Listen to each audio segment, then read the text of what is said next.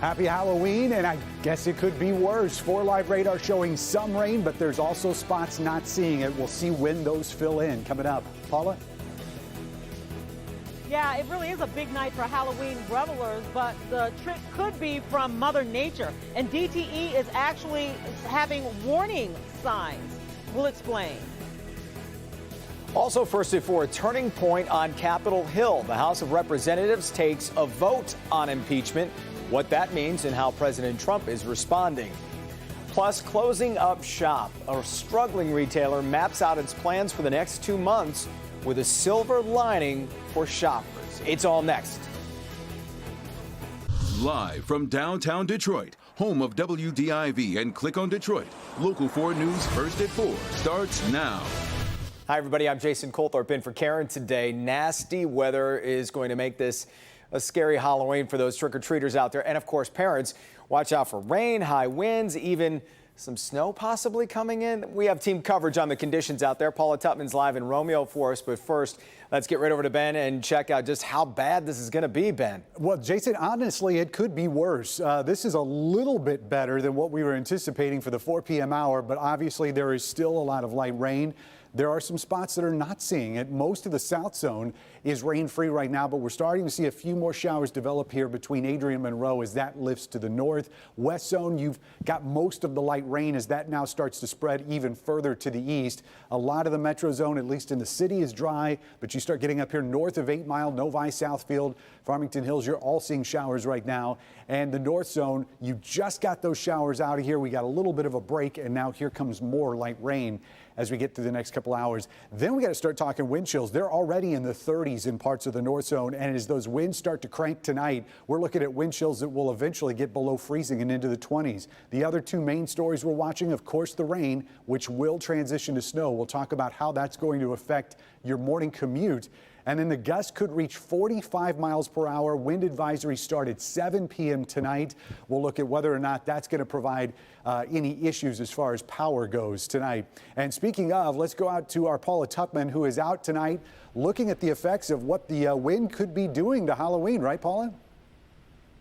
Yeah, hi, Ben. Hi, everyone. Yeah, these guys, they're not scary at all. But then you can find absolutely anything on Tilson Street in Romeo. I do need to tell you, we've also felt just about everything, from driving rain to this right now. Hopefully this holds out. The whistle blows at 6. What this means is basically parents need to pay attention to current conditions, what's happening at the very moment before you walk out the door to go trick-or-treating.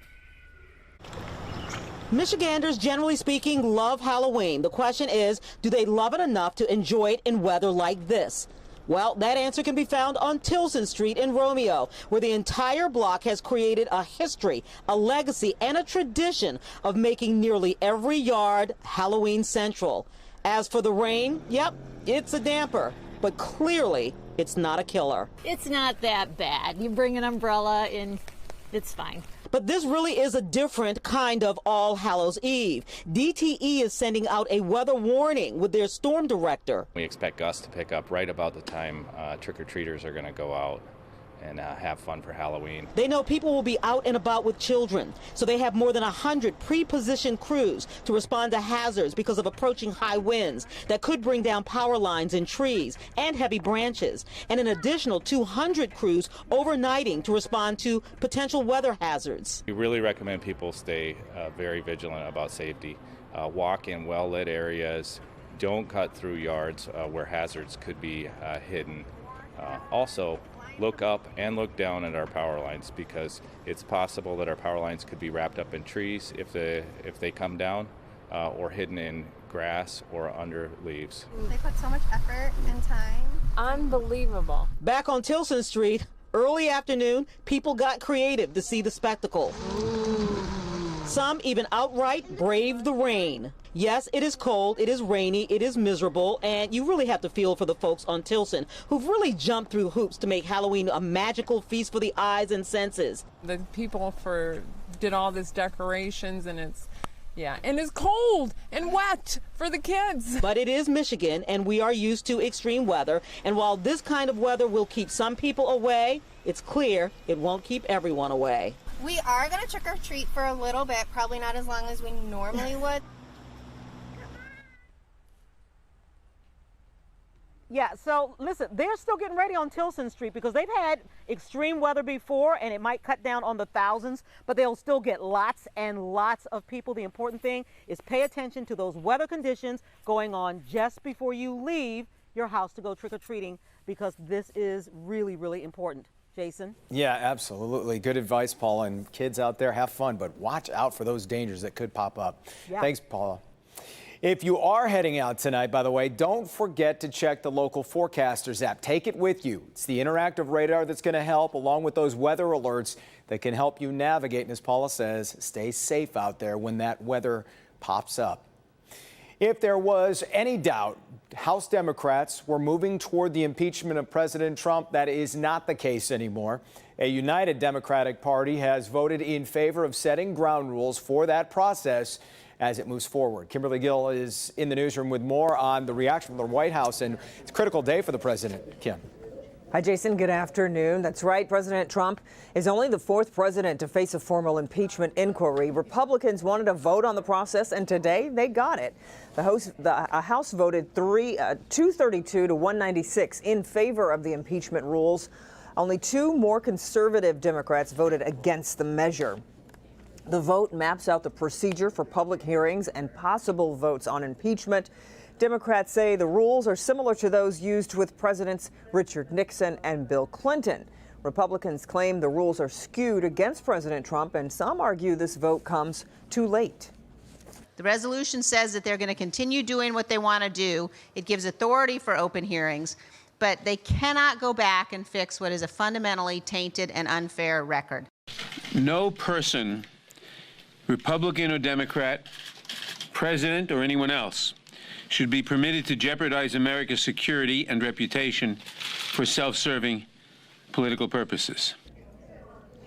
Well, the investigation centers on President Trump's dealings with Ukraine and if he was pushing a foreign country to investigate the family of a political rival. We're, of course, talking about former Vice President Joe Biden here. Well, President Trump maintains that he has done nothing wrong and tweeted in response with this familiar refrain, quote, "the greatest witch hunt in American history." Now, it's important to note, even if the House votes to impeach President Trump, it is the Senate that will decide if he is removed from office. No president has ever been removed from office. You may recall Richard Nixon, he resigned before he was even officially impeached. So we'll have more to come from Washington coming up on Local 4 News at 5 later today. Until then, Jason, we'll send it back to you in the studio. All right. Yeah, thanks, Kim. We'll see you then. Also, watch for our team coverage tonight from Washington on NBC Nightly News with Lester Holt. That starts at 6:30 right after our 6 o'clock newscast.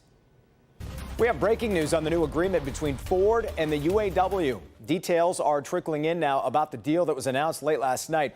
We've learned the Ford plant in Romeo will close as part of this tentative agreement. Workers there can either retire or move to another plant. Business editor Rod Maloney is at the plant right now talking to workers. Tonight at 6, he'll have a reaction. Plus a look at Detroit's auto industry right now during this busy time that's impacting so many local families. Police are stepping up patrols at West Bloomfield schools after a robbery at a gun store. Take a look at this. Investigators say these two men broke into a Keego Harbor gun store, and they think the robbers could be teenagers. That's why police are stationed at area schools. The break-in happened Tuesday on Orchard Lake near Commerce. Several long guns, some ammo was stolen. Keego Harbor police are asking anyone with information to give them a call. Detroit's Spirit Plaza is back open after almost $800,000 in renovations. Those renovations included playground equipment, planter boxes, some landscaping and improvements there, and a new stage as well as some fire pits. City Hall says these changes will allow for more entertaining at the plaza. Since it opened 2 years ago, Spirit Plaza has become a popular gathering place for concerts and events and just folks getting out there to enjoy lunch. Still to come at 4, how some professional wrestlers are coming off the top rope in the name of women's rights in the Middle East. And going, but not totally gone. We have new information about the future of Dress Barn that could save you some money. And don't forget, Ben's tracking that freaky forecast into the evening. We're looking ahead to a messy night out there for you trick-or-treaters. We'll have all the latest after this.